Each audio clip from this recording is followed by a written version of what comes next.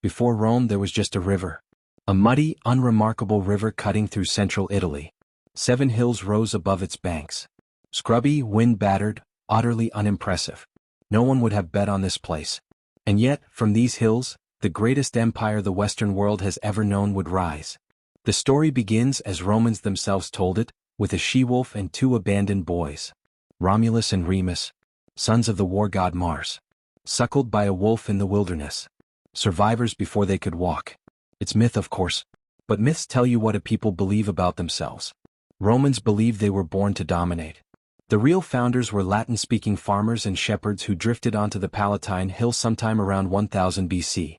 They built huts. They herded animals. They buried their dead. Unremarkable in every way. But geography worked in their favor. The Tiber was fordable here. Trade routes crossed it. People stopped. People stayed. By 753 BC, the date Romans gave for their city's founding, a proper settlement had formed. Small, tribal, volatile. Romulus, the mythic founder, supposedly killed his own brother Remus over who had the right to name the city. Even in legend, Rome begins with fratricide. Power was never shared here. It was seized. The early Romans needed women. So Romulus invited the neighboring Sabine tribe to a festival, then abducted their daughters. The rape of the Sabine women. Brutal, strategic, effective. 3 Roman virtues in one act. Rome absorbed the Sabines. Then their neighbors. Then their neighbors' neighbors. The pattern was set early. The first period of Roman history is the Age of Kings. 7 of them, according to tradition, ruled from 753 to 509 BC. Romulus, the warrior founder. Numa Pompilius, the priest-king who gave Rome its religious calendar. Tullus Hostilius, who destroyed the rival city of Alba Longa and absorbed its people. Rome grew by consumption. But the kings grew arrogant. The last of them, Tarquinius Superbus, Tarquin the Proud, was everything the Romans would come to despise. He taxed heavily. He ruled without consulting the Senate. He treated citizens like subjects. Rome had seen enough. In 509 BC, the Roman aristocracy rose up, expelled the king, and declared they would never be ruled by a single man again. The Republic was born. Not a democracy. Rome was never really a democracy, but a system designed to prevent tyranny. Power would be divided. 2 consuls, elected annually, sharing supreme authority. Neither could act without the other's consent. The Senate, a council of aristocrats, the patricians, would guide policy, control finances, and hold real institutional weight. And beneath them the plebeians, the common people. Technically free. Practically powerless. For now. The early republic was defined by one word: struggle. Not just external war but internal conflict between those who had and those who hadn't. The patricians controlled land, law, priesthoods, and the Senate. The plebeians had almost nothing but their labor and their numbers. And so began the conflict of the orders, a centuries-long political battle that would reshape Roman society from the inside out. The plebeians' most powerful weapon was withdrawal. They literally walked out of Rome. No workers, no soldiers, no city. The first secession around 494 BC. The patricians blinked. The tribunes of the plebs were created, magistrates with veto power. Veto. A Latin word. It means I forbid. The plebeians had given the world one of its most consequential political concepts. The struggle continued. By 450 BC, Rome codified its laws for the first time. The 12 tables posted in the Forum for all to read.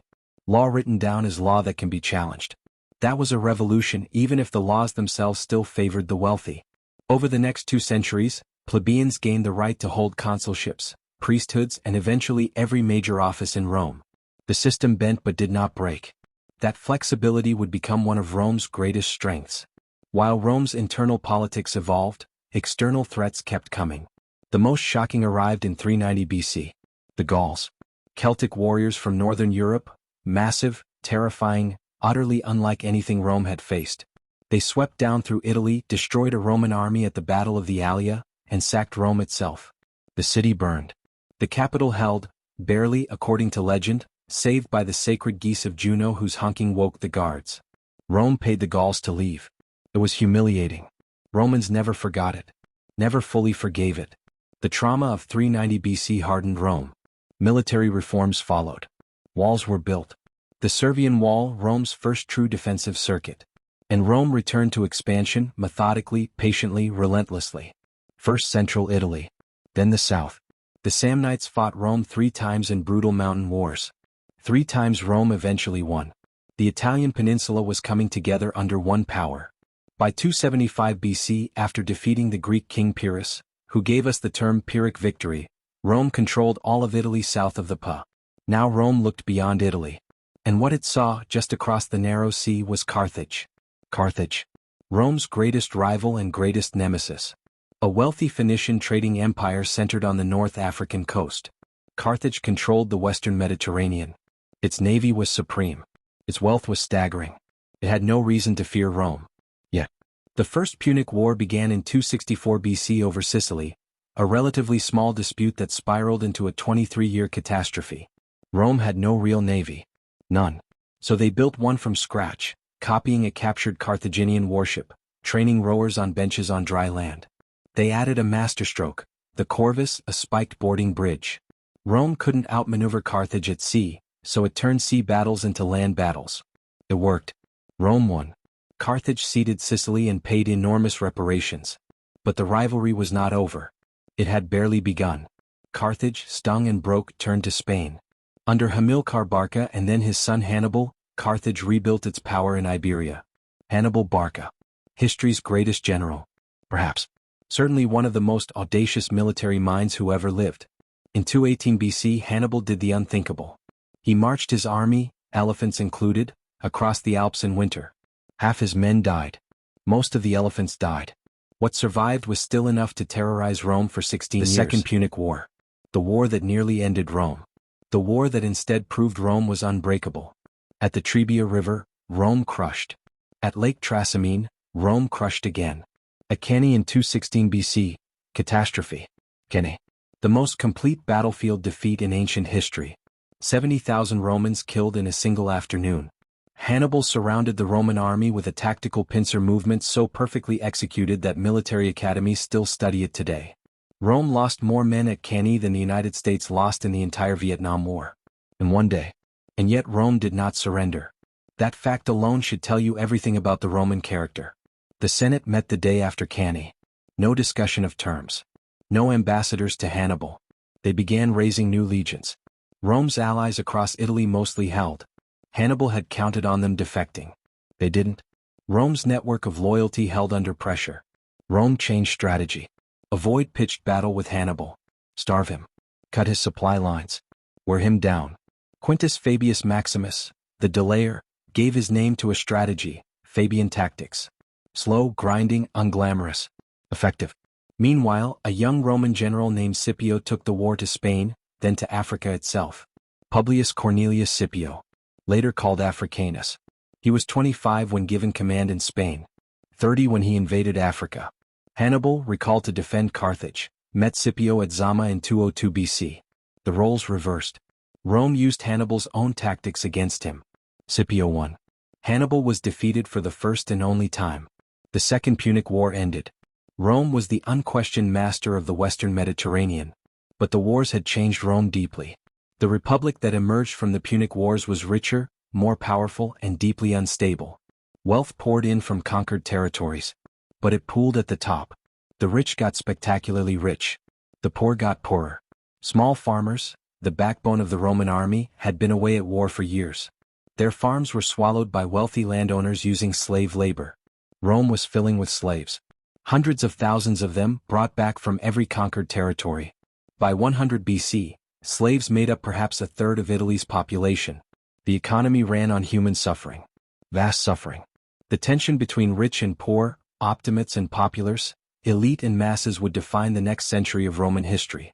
In 133 BC, a tribune named Tiberius Gracchus tried to redistribute land to the poor. The Senate had him beaten to death. His brother Gaius tried again a decade later. He too was killed. Political murder had entered Roman politics. The door, once opened, never really closed. The republic was fracturing. The armies, once citizen militias, were becoming professional forces loyal to their generals, not the state. Marius, the great military reformer of the late 2nd century, restructured the legions. More effective. And more dangerous. Soldiers now served long terms, bonded to their general, and expected land grants on discharge. Their loyalty was personal. Political. Marius used this army to dominate Rome politically. Then his rival Sulla used his own army to actually march on Rome itself. 82 BC. Sulla's legions entered the city. Roman soldiers killed Roman citizens in Roman streets. Another threshold crossed. Another precedent set. Sulla became dictator, the traditional emergency office, but with no intention of leaving. He murdered his opponents by the hundreds in proscription lists. He reformed the constitution to strengthen the Senate, then retired voluntarily. He died peacefully in 78 BC. Rome was not so lucky. His example remained. The man with the most loyal army held the real power. The constitution was a suggestion. Into this volatile world came three men who would reshape history. Pompey, Crassus, Caesar. Pompey Magnus, Pompey the Great, was Rome's supreme military commander. Cleared the Mediterranean of pirates in 3 months. Conquered the East. Marcus Licinius Crassus, the richest man in Rome. Possibly the richest man in the ancient world. Funder of armies, buyer of power. And Gaius Julius Caesar. Brilliant, charming, in debt, ambitious beyond all measure. Of the three, history would remember him most. In 60 BC, the three formed the first triumvirate. Not a legal body, an informal alliance of the three most powerful men in Rome. Together they dominated Roman politics. Separately they competed for glory. The arrangement could never last. Caesar took Gaul as his province. Over 9 years he conquered all of modern France, Belgium, and parts of Germany and Britain. The Gallic Wars. Brilliant campaigns, documented in Caesar's own prose with a clarity and self-promotion that remains unmatched. He killed perhaps 1 million Gauls. Enslaved another million. Commentarii de Bello Gallico records the carnage in clean, third-person sentences. Caesar's armies adored him. He shared their hardships, knew their names, rewarded them lavishly. They would follow him anywhere. And did. Meanwhile, Crassus died trying to win his own military glory in Mesopotamia. Disaster at Carrhae in 53 BC. Decapitated by the Parthians. The triumvirate was a triangle. Remove one corner and the structure collapses. Pompey and Caesar circled each other. The Senate, terrified of Caesar, allied with Pompey. They ordered Caesar to disband his army and return to Rome as a private citizen. To comply was to submit to prosecution and political death. Caesar had one choice left. He made it without hesitation. January 49 BC. The Rubicon River, the legal boundary between Gaul and Italy. To cross it armed was treason. Caesar crossed it. The die is cast, he reportedly said. Whether he said it or not, the meaning was absolute. Civil war. Again. Rome against Rome. But this time it would end with something the Republic had never truly had. A monarch in all but name. Pompey fled to Greece. Caesar swept through Italy in weeks, almost without a fight. His speed was demoralizing. The decisive battle came at Pharsalus in 48 BC. Caesar's outnumbered forces shattered Pompey's larger army. Pompey fled to Egypt. In Egypt, seeking sanctuary, Pompey was murdered on the beach by agents of the young pharaoh Ptolemy XIII. A treacherous gift for Caesar. Caesar arrived in Egypt and was not pleased. He had wanted to capture Pompey. He was given his head. In Egypt, Caesar met Cleopatra VII. The legendary encounter. The queen hidden in a rolled carpet, smuggled past guards, unrolled before him. The story may be embellished. The affair was real. Their son Caesarion would be the last of the Ptolemaic line. Caesar spent months in Egypt, too long, critics said, before returning to finish the war. Spain. Africa. The last Pompeian holdouts crushed. By 45 BC, Caesar stood supreme. No rival army remained. No serious opposition. He held multiple offices simultaneously. He was, in effect, king. He was offered the title of king directly, the story goes, and refused it. 3 times at the Lupercalia festival. But he accepted the title of dictator perpetuo. Dictator for life. The distinction was semantic. The reality was absolute power. Caesar moved fast. Reforms poured out. The calendar, land redistribution, new colonies, citizenship extensions. Many were overdue. All were imposed. He was brilliant. He was efficient. He was impatient. And he made enemies of the men who had helped him win. The Ides of March. March 1544 BC. The Senate House. 23 senators with hidden daggers. Brutus and Cassius led the conspiracy. Men who believed the Republic could be restored if only its destroyer were removed. They were wrong. The Republic was already dead.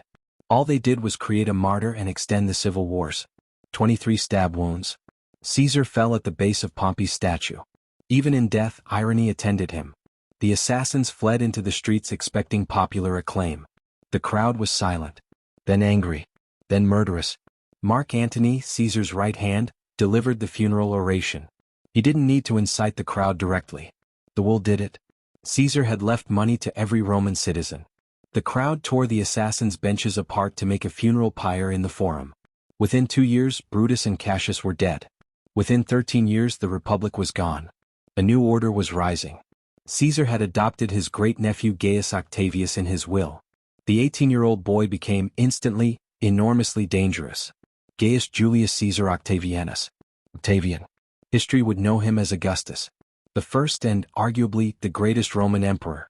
At first no one took him seriously. Mark Antony dismissed him. Cicero thought he could be used. Both were catastrophically wrong. Octavian was cold, methodical, patient, and ruthless. He played every faction against the others with the precision of a chess grandmaster. The second triumvirate, Octavian, Antony, Lepidus. A legal body this time with sweeping emergency powers. The proscriptions returned. Cicero was on the list. The greatest orator Rome ever produced, the man who had written passionately about liberty. Beheaded at his roadside villa. His hands, the hands that had written the Philippics against Antony, were nailed to the rostra in the Forum. Antony's idea. Brutus and Cassius were defeated at Philippi in 42 BC. The last serious republican resistance died with them. Now the triumvirs divided the world. Octavian took the west. Antony took the east. Lepidus got Africa, then got sidelined. In the east, Antony met Cleopatra. History's second great Roman-Egyptian romance. Or alliance. Or catastrophe. Depending on your perspective. Antony and Cleopatra. They made an extraordinary couple politically, personally, and propagandistically. Octavian used the last relentlessly. Antony had a Roman wife, Octavian's sister, Octavia.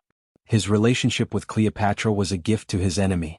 Octavian portrayed Antony as a Roman gone native, bewitched by an Eastern queen, a traitor to Roman values. It worked.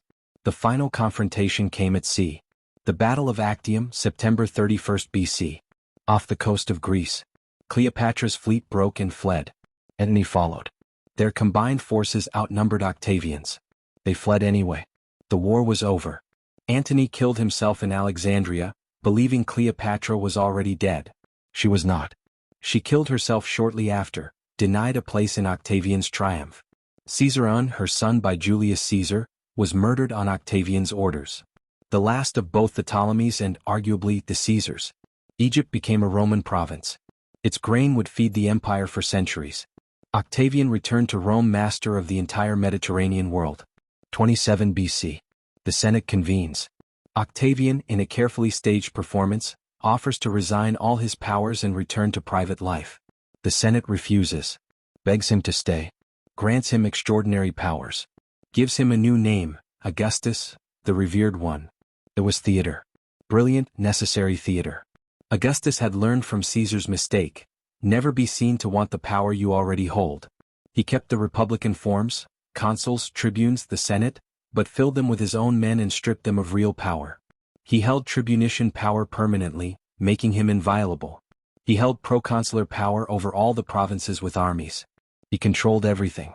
He called himself princeps, first citizen. Not king, not dictator. Just first among equals. Romans accepted the fiction gratefully. After a century of civil war, what Rome wanted most was peace. Augustus gave it to them. The Pax Augusta. The peace of Augustus. The Era Pacis, altar of peace, still stands in Rome. Carved marble showing a procession of serene, well-fed Romans. Propaganda, yes. Also real.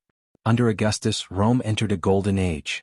Virgil wrote the Aeneid, Rome's national epic, commissioned by the emperor himself. Horace, Ovid, Livy. The Augustan age produced literature that shaped Western civilization for 2 millennia. Augustus rebuilt Rome in marble. I found Rome a city of brick, he supposedly said, and left it a city of marble. The Pantheon, the Forum of Augustus, the Theatre of Marcellus. Monuments that still dominate Rome. Still breathtaking. Still his. He ruled for 45 years. The longest reign of any Roman emperor. Stability after the chaos felt miraculous. His foreign policy had limits. He expanded the empire into Gaul, Spain, Egypt, and part of the Balkans, but stopped at the Rhine. In 9 AD, 3 full Roman legions were ambushed in the Teutoburg forest by Germanic tribes under Arminius. 17,000 men annihilated. Augustus reportedly wandered his palace for days afterwards, beating his head on walls, crying, "Varus, give me back my legions." Rome never seriously attempted to conquer Germany again. The Rhine-Danube line became the permanent frontier. The Germanic peoples remained free. Augustus died in 14 AD, aged 75. His last words reportedly, "Did I play my part well? Then applaud as I exit." He had played it extraordinarily well. He had transformed a broken republic into a stable autocracy and made it look like a restoration. His successor, Tiberius, was capable but cold. A brilliant general who hated politics and eventually retreated to Capri, ruling by letter. Tiberius, then Caligula, then Claudius, then Nero. The Julio-Claudian dynasty. Caligula, the emperor whose name became a byword for insane tyranny. He lasted 4 years before his own Praetorian Guard murdered him. The sources on Caligula are deeply hostile and probably exaggerated. But something clearly went very wrong very fast. Claudius, dismissed as a fool, overlooked as a threat, was found hiding behind a curtain after Caligula's assassination and hailed as emperor. He was no fool. He conquered Britain in 43 AD, added several provinces, reformed the bureaucracy. Underestimated men sometimes make the best rulers. Then Nero, the last of the Julio-Claudians. Artist, showman, matricide, and, depending on your source, either a monster or a misunderstood populist. The Great Fire of Rome, 64 AD. Whether Nero started it, as rumor claimed, or simply used it, he rebuilt the city with astonishing ambition. The Domus Aurea, the Golden House. A palace so vast it incorporated a man-made lake where the Colosseum now stands. Nero blamed the fire on Christians, a small, strange sect that had appeared in Rome following the execution of a Judean preacher named Jesus. The persecution of Christians under Nero was the first state-sanctioned attack on the faith. It would not be the last. Nero's reign unraveled in the 60s AD. A series of revolts, most notably Boudica in Britain and the Jewish War in Judea. Boudica, queen of the Iceni tribe, led a revolt that burned Londinium, Camulodunum, and Verulamium to the ground. Nearly expelled Rome from Britain. The Jewish War was even more consequential. In 70 AD, Nero's successor Vespasian's son Titus sacked Jerusalem and destroyed the temple. The destruction of the Second Temple. One of history's pivotal catastrophes. It dispersed the Jewish people across the Roman world and beyond. But back to Nero. Abandoned by his legions, condemned by the Senate, he killed himself in 68 AD. The Julio-Claudian line ended with him. The year of the 4 emperors. 69 AD. 4 men claimed the purple in 12 months. Civil war returned briefly and brutally. Galba, Vitellius, Vespasian. Each came to power on the shoulders of a different army. Vespasian, backed by the Eastern legions, won. The Flavian dynasty began, Vespasian, then Titus, then Domitian. Pragmatic, capable, sometimes brutal. Stable after the chaos. Vespasian drained Nero's decorative lake and built the Colosseum on its site. The great gift of a stolen luxury returned to the people. The Colosseum. The Flavian amphitheater. Opened in 80 AD under Titus. 50,000 spectators. Gladiatorial combat, beast hunts, mock naval battles. The games served a political function. Pacify the urban poor with spectacle. Bread and circuses, panem et circenses, the famous cynical formula. But the Colosseum also reflected genuine Roman aesthetics. Scale, power, technical mastery made visible in stone and concrete. In August 79 AD, during Titus's reign, Mount Vesuvius erupted. Pompeii and Herculaneum buried under ash and pyroclastic flow. Preserved perfectly. A Roman town frozen in mid-moment. Dogs still on their chains. Bread still in ovens. People still in their beds. Pompeii gave us our most intimate portrait of ordinary Roman life. Without Vesuvius we would know far less about how Rome actually worked. Domitian, last of the Flavians, was an effective administrator but a terror to the Senate.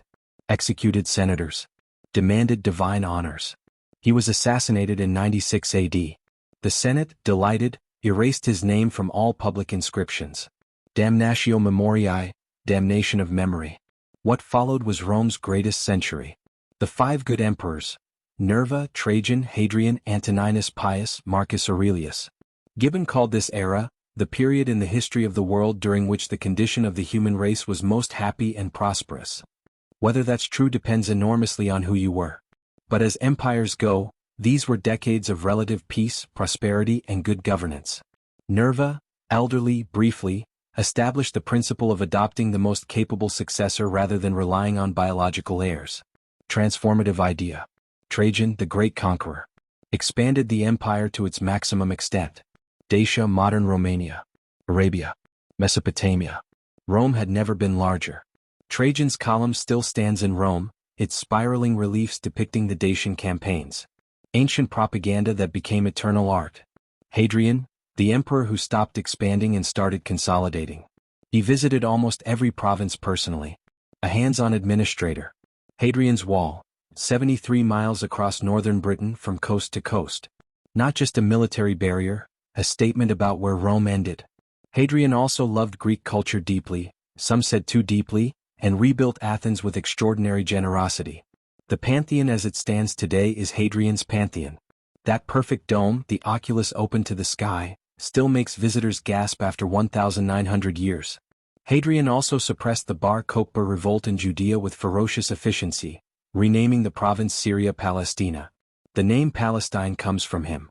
Antoninus Pius, the most peaceful reign in Roman history. Barely a war. Just administration, justice, prosperity. History remembers him faintly because nothing dramatic happened. Then Marcus Aurelius, the philosopher-emperor. The man Plato had imagined, a philosopher-king. Reality was somewhat messier than the ideal. Marcus Aurelius spent most of his reign on campaign, fighting Germanic tribes pressing against the Danube frontier. The pressure was increasing. At night, in his campaign tent, he wrote the Meditations. Notes to himself on Stoic philosophy. Never intended for publication. One of the greatest books ever written. You have power over your mind, not outside events. Realize this and you will find strength. A Roman emperor writing in Greek for no one but himself. But Marcus made one fateful mistake. He let biological inheritance override the adopted successor system. He left power to his son Commodus. Commodus was, by most accounts, genuinely unhinged. He renamed Rome Colonia Commodiana, Colony of Commodus. He fought in the arena himself as a gladiator. He renamed the months of the year after his 12 names and titles. He identified himself with Hercules. He was murdered on New Year's Eve, 192 AD. Another year of emperors. 193 AD. 5 claimants. Another civil war. Settled eventually by Septimius Severus, an African-born general from what is now Libya. Severus is significant. Born in Africa, married to a Syrian woman, he represented the genuinely cosmopolitan nature of the empire by the late 2nd century. The Severan dynasty lasted until 235 AD, when Alexander Severus was murdered by his own troops. Then the empire nearly fell apart entirely. The crisis of the 3rd century. 235 to 284 AD. 50 years of near-continuous civil war, plague, invasion, and economic collapse. 26 men were recognized as emperor during this period. Almost none died of natural causes. Most were killed by the same soldiers who had elevated them. The empire fragmented. The Gallic Empire split off in the west. The Palmyrene Empire under Queen Zenobia split off in the east. Zenobia of Palmyra, one of antiquity's most remarkable figures. A queen who conquered Egypt, challenged Rome, and reportedly claimed descent from Cleopatra. The Antonine Plague, then the Plague of Cyprian, pandemic disease killed millions, disrupted agriculture, undermined the army, hollowed out the tax base. Germanic tribes, Goths, Alemanni, Franks, crossed the frontiers. Some raided. Some settled. The pressure was constant and growing. Rome survived the crisis, but it was fundamentally altered by it. The economy monetized, then inflated catastrophically. The military became paramount. The man who pulled Rome back from the brink was Aurelian, emperor 270 to 275 AD. Ruthless, brilliant, inexhaustible. He defeated the Gallic Empire, defeated Zenobia, rebuilt the city walls of Rome, the Aurelian walls, much of which still stand, and reunited the empire. He was murdered by his own officers. Of course he was. The real transformation came under Diocletian, emperor from 284 AD. He restructured everything. Diocletian recognized that one man could not govern an empire this large from one city. He created the Tetrarchy, 4 co-emperors ruling simultaneously. 2 senior Augusti, 2 junior Caesars. A rational administrative solution to an irrational political problem. It worked briefly. Diocletian also persecuted Christians systematically, the Great Persecution beginning 303 AD. The last and most severe imperial persecution of the faith. He retired voluntarily in 305 AD, the only Roman emperor to do so, to grow cabbages in his palace at Split, modern Croatia. His tetrarchy immediately collapsed into civil war. 6 more claimants. More chaos. More blood. From this chaos emerged Constantine, one of the most consequential human beings in all of history. Not just Rome's history. Constantine fought his way to sole power through a series of civil wars, culminating at the Milvian Bridge in 312 AD. Before the battle, Constantine claimed a vision, a Christian symbol in the sky and the words, "In this sign, conquer." He had it painted on his soldiers' shields. He won. He attributed the victory to the Christian God. Whether he was genuinely converted or simply opportunistic is a debate that has never been settled. The Edict of Milan, 313 AD. Religious tolerance for all, including Christians. A complete reversal of imperial policy. The empire's relationship with Christianity changed forever. Christianity went from a persecuted minority religion to the favored faith of the emperor. Within a century it would become the official religion of the empire. Constantine moved the capital east, to Byzantium, on the Bosphorus, the boundary between Europe and Asia. He renamed it Constantinople, his city. It was a strategic masterstroke. The eastern half of the empire was wealthier, more urbanist, more defensible. Constantine went where the resources were. But it confirmed a growing reality: the empire had 2 centers of gravity. East and west were pulling apart. Constantine died in 337 AD, having been baptized on his deathbed. His sons promptly slaughtered each other over the succession. Christianity had not changed Roman politics. The 4th century saw the empire still functioning, still impressive, still expanding Christianity, but the western frontier was under constant, growing pressure. Julian the Apostate, nephew of Constantine, tried to reverse the Christianization of the empire. Died on campaign against Persia in 363 AD. The experiment died with him. In 376 AD something new happened. The Visigoths, a Germanic people, arrived at the Danube not as raiders but as refugees. The Huns, nomadic steppe warriors from Central Asia, were pushing everything before them. The Visigoths were fleeing. They asked to be allowed inside the empire. Rome let them in. Hundreds of thousands of them. Then Roman officials exploited and mistreated them. The Visigoths revolted. At Adrianople in 378 AD, the Visigoths destroyed a Roman army and killed the Emperor Valens. It was a catastrophic shock. Rome could no longer simply destroy its barbarian enemies. It had to accommodate them, federate them, integrate them. The empire was changing composition. Theodosius I, the last emperor to rule a united empire, made Christianity the official state religion in 380 AD. Paganism banned. Rome's ancient gods, after 1,000 years, were outlawed. When Theodosius died in 395 AD, the empire was divided between his 2 sons. Arcadius in the east, Honorius in the west. It was never formally reunited. The Eastern Empire, Byzantium, would survive for another 1,000 years. The Western Empire had perhaps 80 years left.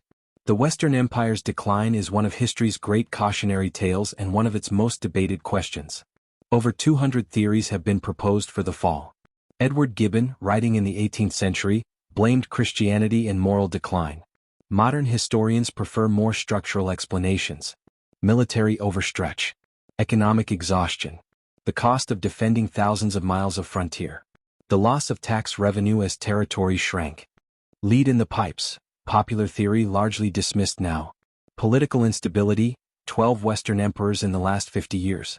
Military dependence on barbarian soldiers. The reality was a confluence of mutually reinforcing problems, each making the others worse. Decline rarely has a single cause. 410 AD. The Visigoths under Alaric sacked Rome. The first time the city had fallen to an enemy in 800 years.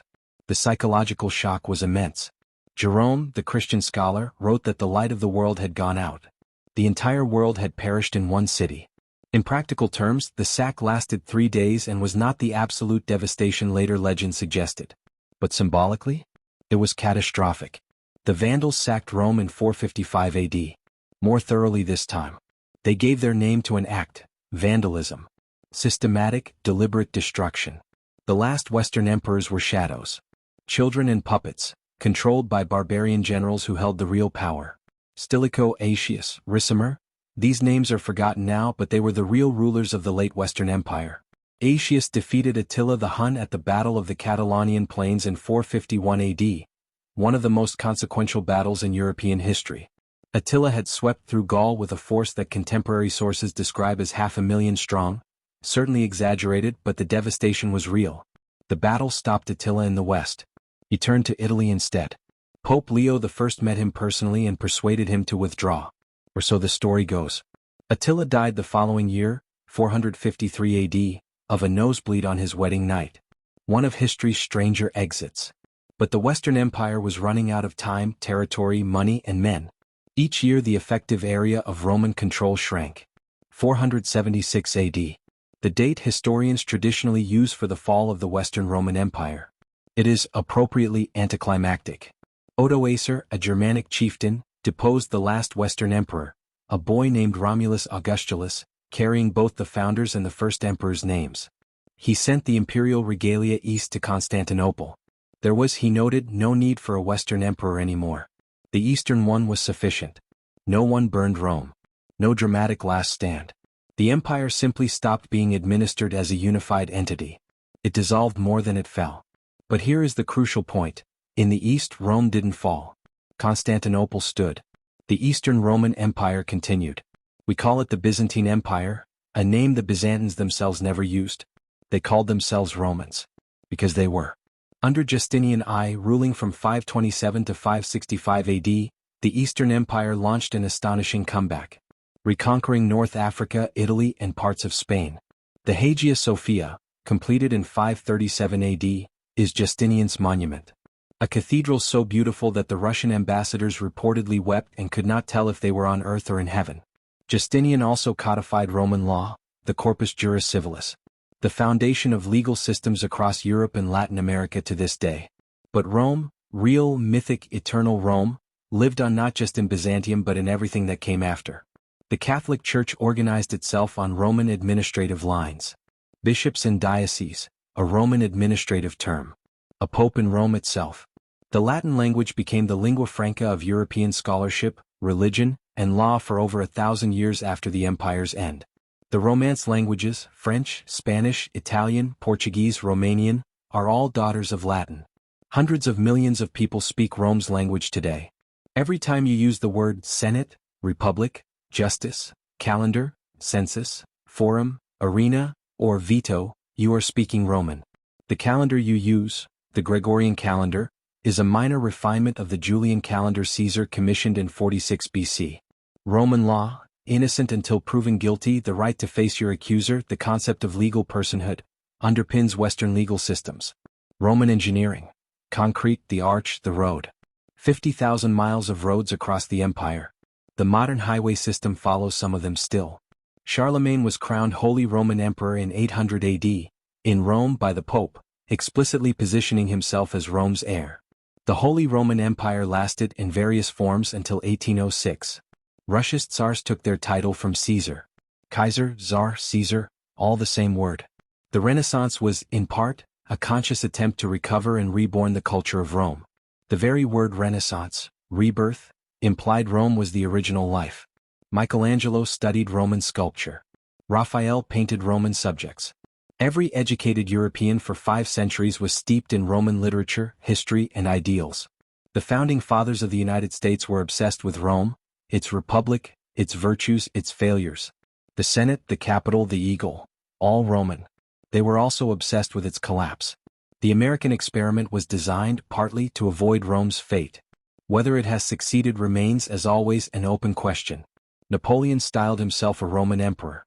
Hitler modeled the Third Reich's aesthetics partly on Rome. Mussolini literally called his political movement after the Roman fasces, the bundle of rods that symbolized Roman authority. Fascism. From fasces. From Rome. The empire's imagery, stripped of its context, weaponized across the centuries. Rome is everywhere. In the church architecture. In the courtroom procedure. In the city grid of any town the Romans founded. London, Paris, Vienna, Cologne. In the aqueducts still standing in Spain, France, and Turkey. In the Pantheon's dome, which influenced every domed building since. The Capitol, St. Peter's, the Pantheon in Paris. The Western Empire fell in 476. The Eastern Empire fell in 1453, when the Ottoman Turks took Constantinople, nearly 1,000 years later. On that last day, the Emperor Constantine XI Palaiologos removed his imperial regalia, walked into the final battle as a common soldier, and was never seen again. The last Roman emperor. He carried a name that had defined the empire for over 1,000 years. He died defending the city that bore that name. It is a worthy ending. But even then Rome didn't truly end. The Ottoman sultans who took Constantinople called themselves Caesari Rum, Caesar of Rome. The claim of Roman succession passed again. What does Rome mean finally? What does it leave us? It leaves us the idea that a city can become a world. That an institution crafted with sufficient genius can outlast the people who built it by millennia. It leaves us the idea that law can stand above power, even when, in practice, it rarely did. The aspiration matters. The aspiration changed everything. It leaves us the hard truth about imperial overreach. About the cost of endless expansion. About what happens when a society's wealth concentrates at the top and its institutions corrode. It leaves us the lesson that great civilizations don't fall in a day. They decline over generations, each generation adjusting to a slightly diminished reality, until one day someone simply says, "There's nothing left to defend." And it leaves us this: 7 hills above a muddy river. A she-wolf and 2 boys. A city that decided, one unremarkable morning, that it would be eternal. It was wrong about eternity. Every empire is. But it was right about something else. That human beings, organized and inspired and ruthless and brilliant, can build things that outlast their own imagining. Rome is fallen. Long live Rome.